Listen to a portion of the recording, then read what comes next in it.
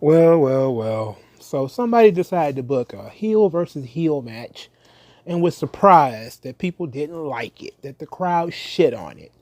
This is why you don't book heel versus heel matches. It's obvious. This is the oldest trick in the book. Paul Heyman is a fucking moron for this. Okay? Don't book heel versus heel matches. It's dumb. But there's a lot of people who say, well, Shayna Baszler is boring. That's what this video is about. This video is about Shayna Baszler being boring. Is Shayna Baszler boring? No. Shayna Baszler works a style that was the style of wrestling in the 80s and kind of the early to mid 90s.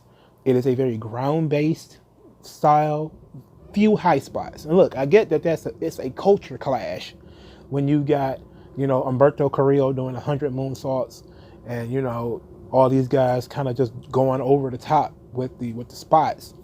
And Shayna Baszler, here comes Shayna Baszler kind of doing ground-based, working a body part, psychologically torturous kinds of matches where she's just basically brutalizing people. That's good. Yeah, that's what I want. That's exactly, I have been wanting Shayna Baszler in the spot that she's in. That's what I wanted. That's why I'm glad she's there. The women's division of WWE needs to have dragons. And what I mean by that is every story needs to have a villain or a challenge, a near unbeatable challenge, a near unbeatable dragon. That's the dragon. It represents chaos, right? So the WWE female division does not have this. They had Asuka, but they beat Asuka so many times that it doesn't really, well, not that she doesn't have any value.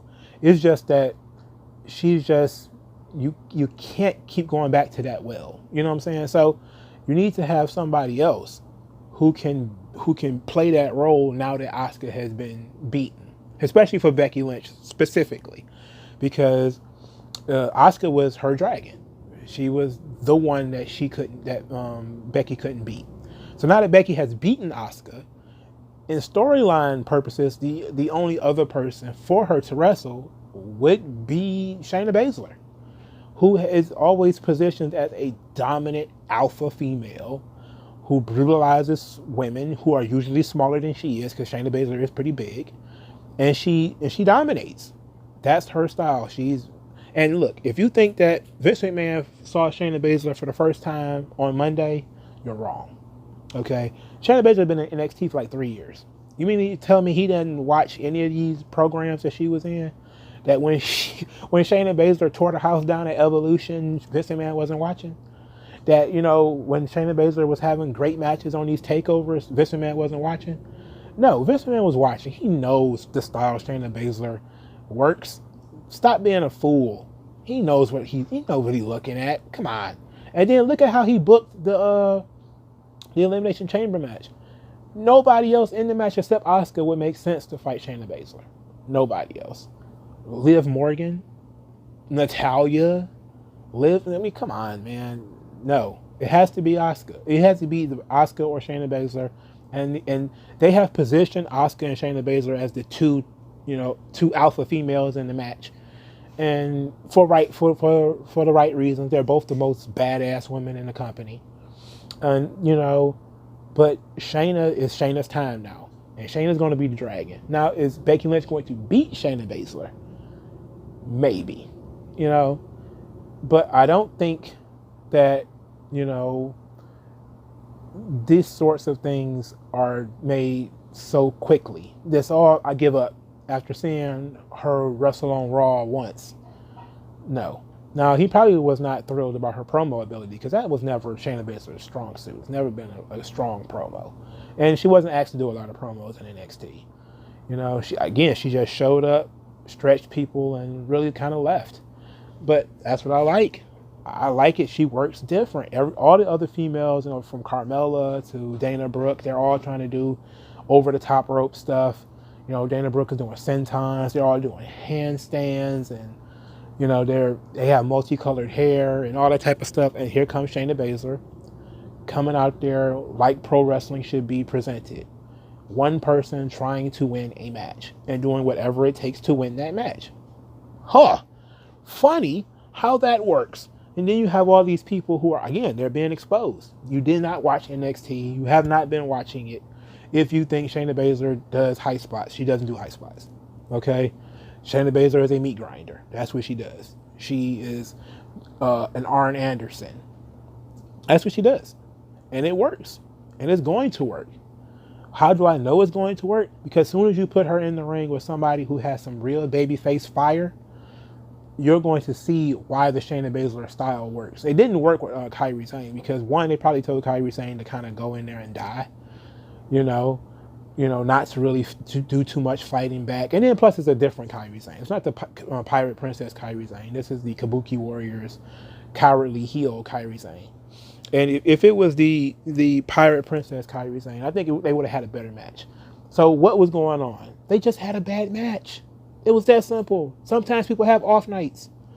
We don't have to jump to the conclusions of, well, somebody is dead in the water just because they had a bad night on Raw. People have bad matches on TV. It happens. And I don't particularly think the match was terrible. I just think that it was the kind of match, Shayna Baszler needed, where she got shined up. She went out there, she tortured Kairi Sane, stomping her on her legs and all that type of stuff. I didn't like that she didn't end the match with a leg submission hold, just to kind of show that she had one. She kind of went with the regular rear naked choke, and I think that she probably needs to vary her submission base up, instead of just relying simply on a rear naked choke. But Baszler is the one. She's the one, man. She's the one I wanted for this position, because Becky Lynch cannot just beat everybody. There has to be a challenger. There has to be a dragon, and I think Shayna Baszler fits that bill. Everybody else is going to do high spots and try to keep up, and Becky's going to have to carry them through the match like she did with other people who I'm not going to say. But she don't have to do that with Shayna Baszler. She's going to have to fight from underneath. It's going to be a completely different match. Because Shayna Baszler dominates. That's what she does. She's going to take control of the match. She's going to get the crowd really on the side of the babyface, which is going to be Becky Lynch, and it's going to be fun. And maybe it's not going to be the most thrilling thing, but hell, you'll get used to it. Again, we used to watch this stuff on TV in the 80s and in the 90s. It's a Bret Hart style. Bret Hart didn't do any goddamn high spots, man. He did maybe some.